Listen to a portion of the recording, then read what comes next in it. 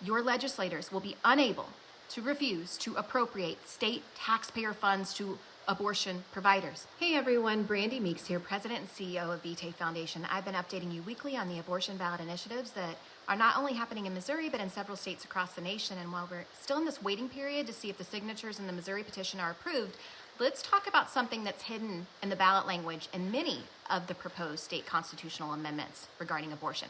Let's talk about where your taxes will go. First, let's start with some positives. I don't love paying taxes. I'm sure you probably don't either, but at the end of the day, we've all gotten pretty used to being at least okay with a few things. We don't think about them every time funds are being withheld from our paychecks, or we write a check by April 15th each year.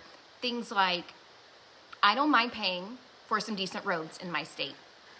I like driving on roads that aren't crumbling and are safe to commute on. That's fair, right? This is truly common ground here for us.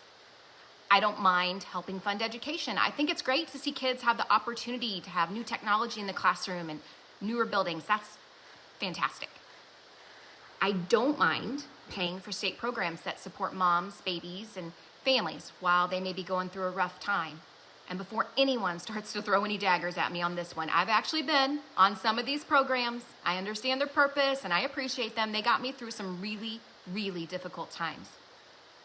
I don't mind preserving beautiful parks for my children and grandchildren to explore with wonder. I love watching them soak up history and enjoy being outside in some gorgeous spaces that we have around us.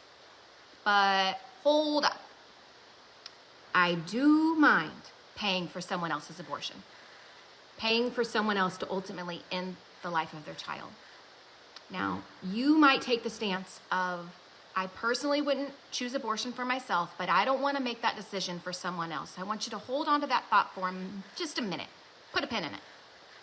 Well, with the language in many of these state constitutional amendments, your legislators will be unable to refuse to appropriate state taxpayer funds to abortion providers. I will repeat that. Your legislators will be unable to refuse to appropriate state taxpayer funds to abortion providers.